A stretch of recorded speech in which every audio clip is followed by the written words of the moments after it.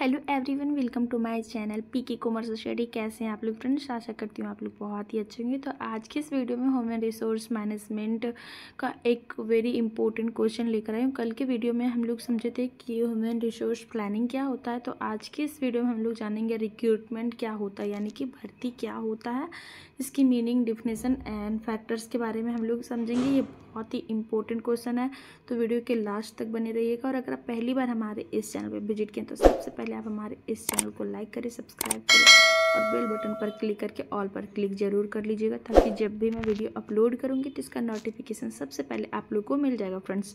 तो सबसे पहले मैं वीडियो को आगे बढ़ाने से पहले छोटा सा मीनिंग से आप लोगों को समझा दूँ कि भर्ती क्या होता है। भर्ती वह प्रक्रिया होता है फ्रेंड्स, जैसे कि हम लोग ह्यूमन रिसोर्स प्लानिंग कर लेते हैं। कोई ऑर्गेनाइजेशन में हमें वर्कर्स मिल जाते हैं, रॉ मटेरियल, सभी सुविधाएं हो जाती है बिज़नेस स्टार्ट करने के लिए। तो जब हम बिज़नेस को स्टार्ट कर लेते हैं तो वहाँ लोगों की आवश्यकता होती है। तो लोगों की आवश्यकता जैसे जैसे काम होते हैं उसके हिसाब से पड़ती है। तो जिस तरह का काम होता है उसके हिसाब से भर्ती निकाली जाती है, यानी रिक्रूटमेंट निकाला जाता है। यानी जो पद खाली होता है, जो पद के लिए आवश्यक व्यक्ति की आवश्यकता होती है, उसके लिए रिक्रूटमेंट निकाली जाती है और तब जाके उसका सिलेक्शन होता है।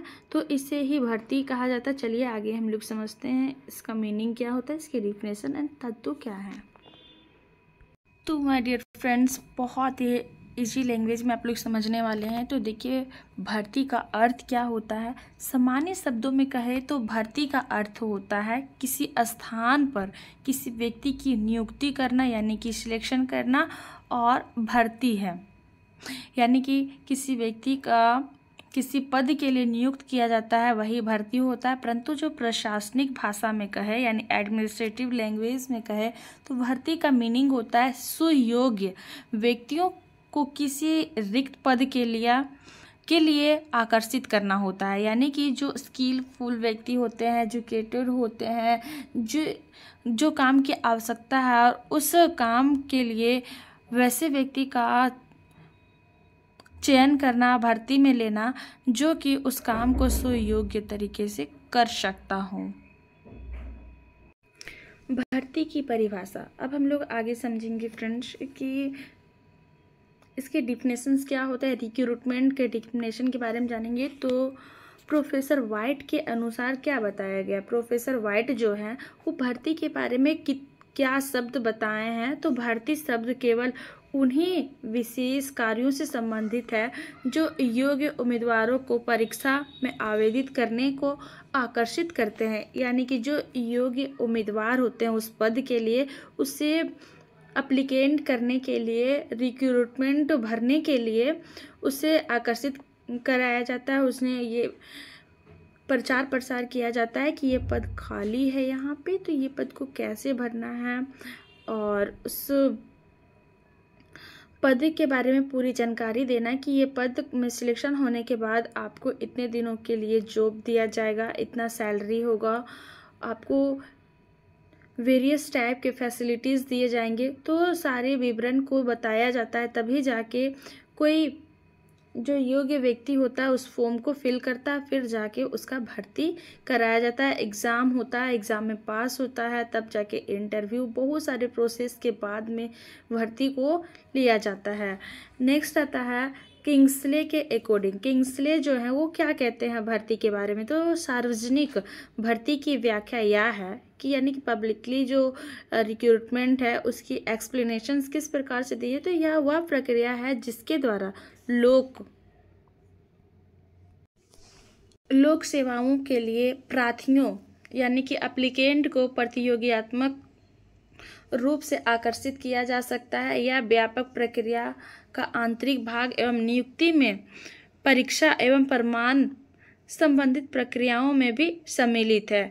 यानी कि किंग्सले यह कहते हैं कि जो भर्ती की प्रक्रिया है वो एक ऐसी प्रक्रिया है जो कि एप्लीकेंट के द्वारा कंपटीशन का सामना करना पड़ता है। ऐसा नहीं होता है कि मार्केट में लोगों की कमी है, लेकिन उसमें से बहुत सारे ऐसे लोग हैं जो कि एक ही काम के लिए बहुत योग्य उम्मीदवार है। तो वे सभी के बीच में भी प्रतियोगिता परीक्षा लिया जाता है, उसमें फाइट करने के लिए उन्हें आकर्षित किया जाता है। तो यह एक व्यापक प्रक्रिया का आंतरिक भाग के रूप में जाना जाता है और नियुक्ति में परीक्षा एवं प्रमाण संबंधित प्रक्रियाओं में भी सम्मिलित किया जाता है। तो उपयुक्त परिभाषाओं के आधार पर यह कहा जा सकता है फ्रेंड्स कि भर्ती का आशय केवल पदों को खाना पूर्ति मात्र नहीं है, बल्कि यह एक ऐसी विशिष्ट प्रक्रिया है जिसके द्वारा ज़्यादा से ज़्यादा एवं योग्य प्रत्याशियों को एक खाली पदों के प्रति आकर्षित कर सके तथा उन्हें स्पर्धात्मक परीक्षा में बैठने को तैयार कर सके। यानी कि जो पद के लिए एप्लीकेंट भर्ती लिया जाता है उसके लिए उसे उस परीक्षा को फाइट करवाना और परीक्षा की तैयारी के लिए उन्हें तैयार करना होता है। कर्मचारियों की भर्ती का वर्णन करते हुए लेविल मेयर ने लिखा है, इनका चुनाव करने की 2 पद्धतियां हैं, सेवा एवं संबंधित सेवा के भीतर ही। पुनः नियुक्ति और पदोन्नति देना या सेवा से बाहर नियुक्ति करना। यानी कि यहाँ पे इनका यह कहना है, मेयर ने ये कहा है कि जो भर्ती की प्रक्रिया है 2 तरह से भी की जाती है।